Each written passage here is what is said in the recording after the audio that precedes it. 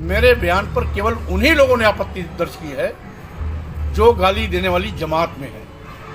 गाली देने वाले जमात के लोग केवल मेरे बयान पर टिप्पणी कर रहे हैं। अगर हिंदू वर्ण व्यवस्था के 4 वर्णों को लिया जाए तो केवल एक वर्ण व्यवस्था के लोग मेरे खिलाफ हैं, 3 वर्ण व्यवस्था के लोग हमारे साथ हैं। कौन है बोले? 4 वर्ण में पहला वर्ण ब्राह्मण, दूसरा क्षत्रिय, तीसरा वैश्य, चौथा शूद्र।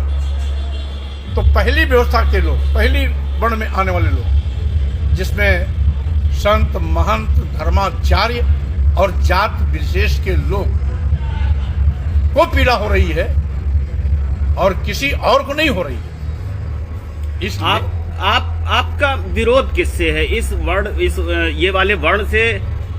पहला वर्ण वही ब्राह्मण ही है जिनको आप कह रहे हैं, उनसे या फिर रामचरितमानस के रचयिता से? आपको चूंकि लिखा तो उन्होंने। एक मिनट, ना मुझे रामचरित रचयिता तुलसीदास से विरोध है, ना ब्राह्मण समाज से विरोध है।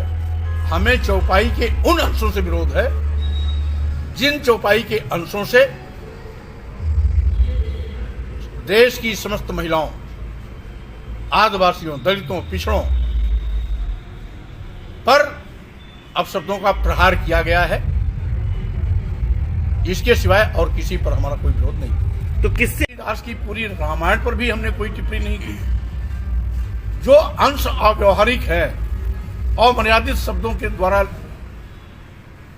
कहीं न कहीं गाली और अपमान के आधार हैं, उसको अलग करने के लिए कहा। तो मैं समझता हूं इसमें किसी का पेट दर्द नहीं होना चाहिए। आज भारतीय संविधान है, भारतीय संविधान में सबको समान और बराबर का अधिकार है। इसलिए उसको हटाने की मांग करना, न ये किसी पर कोई प्रहार है, न हमला है, न गाली है, बल्कि न्याय और इंसाफ की मांग है। चीज सोशल मीडिया पे और ये चल रही है कि आज जब भारतीय जनता पार्टी 14 के बाद से जब पूरे देश में फैल रही है, तो जो लोग मंदिर नहीं जाते थे, पूजा पाठ नहीं करते थे, वो भी करने लगे।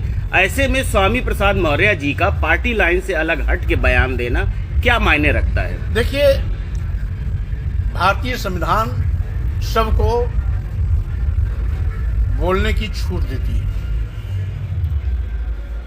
किसी पार्टी का मेंबर होना का मतलब ये नहीं होता कि जुबान पर ताला लगना।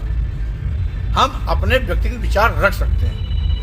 हमने पार्टी फोरम के नाम से अपना आपत्ति दर्ज नहीं किया था। जब पार्टी फोरम से मेरा बयान नहीं दिया गया तो पार्टी का बयान हो ही नहीं सकता। तो स्वामी प्रसाद मौर्य ने बयान देते वक्त कहा था ये मेरा निजी बयान है, व्यक्तिगत बयान। अब अगर कार्रवाई करती है पार्टी तो क्या करेंगे आप?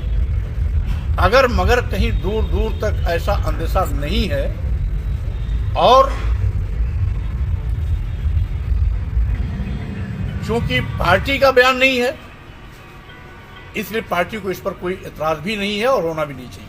आपके 2 सहयोगी, आज फैजाबाद से बयान आया कि अल्प ज्ञान है, अगर उनको देखना ही है तो 14 को कोसी परिक्रमा में अपने लोगों को देख ले, वहां पे सबसे ज्यादा दलित पिछड़ा ही आता है। ऐसा है, पागल दूसरों को भी पागल समझता है, अल्पज्ञानी दूसरों को भी अल्पज्ञानी समझता है। ये उनका विशेषाधिकार हो सकता है, तुलसी बाबा ने उनको दिया है कि पूजा ही विप्र सकल गुणहीना, यानी समस्त गुणों से हीन, चोर हो, लंपट हो, व्यभिचारी हो, दुराचारी हो, देशद्रोही हो, फिर भी उसका सम्मान करिए, वो उस कैटेगरी में आते हैं। तो इसलिए उन पर मैं टिप्पणी इसलिए नहीं करता कि जिसकी जितनी बड़ी सोच है उतना ही बड़ा उसका बयान होगा, उतनी ही ऊंची उसकी सोच होगी। इसलिए ऐसे लोगों को मुझे तरस आता है जिनको पढ़ने लिखने का मौका नहीं मिलता और खुद तो ज्ञान रखते नहीं, दूसरों को भी अल्पज्ञानी कहने में थोड़ा भी शर्म नहीं आती। आज एक मंत्री जी ने कहा, भाई नेताजी मुलायम सिंह यादव जी का एक बहुत बड़ा व्यक्तित्व था, विशाल व्यक्तित्व था, लंबा संघर्ष था, उनका ऐतिहासिक कृतित्व रहा। देश के रक्षा मंत्री के रूप में रक्षा मंत्रालय को एक नई दिशा दिया। तो उनके विशाल व्यक्तित्व को देखते हुए, उनके महान नेतृत्व को ध्यान में रखते हुए अगर उनका सम्मान करना ही था तो भारत सरकार को भारत रत्न देकर सम्मानित करना चाहिए। पद्म विभूषण नेताजी के व्यक्तित्व के सामने बहुत गौना सम्मान है। इसलिए भारतीय जनता पार्टी ने जानबूझ करके 2024 को देखते हुए ये जो दांव फेंका है, पासा फेंका है, ये हम समझते हैं सरकार की ओछी सोच है कि किसी बहुत बड़े नेता का कद छोटा करना हो तो उसे छोटा पुरस्कार देना। अच्छा, आज आपके ही क्षेत्र कहा जाने लगा है कि दरअसल आप न भाजपा न बसपा न सपा, अब आप इस तरह के जो बयानात दे रहे हैं आप अपनी पार्टी बनाने की तरफ अग्रसर हैं, ये कहाँ तक सच्चाई है? देखिए, कयासबाजी कोई कुछ भी लगाए, उसका कयासबाजी का कोई उत्तर नहीं होता। रही बात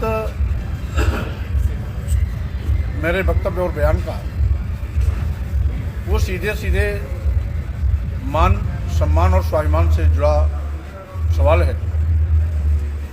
मेरी मान्यता है कि धर्म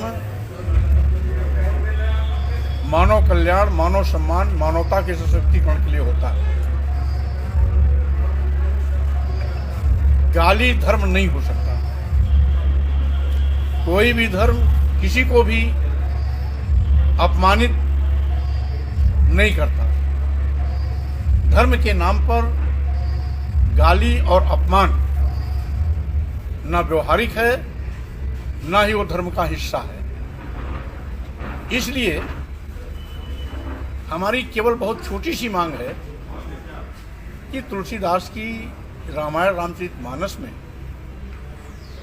चौपाई के वो अंश जिससे देश की समस्त महिलाओं, आदिवासियों, दलितों, पिछड़ों को अपमानित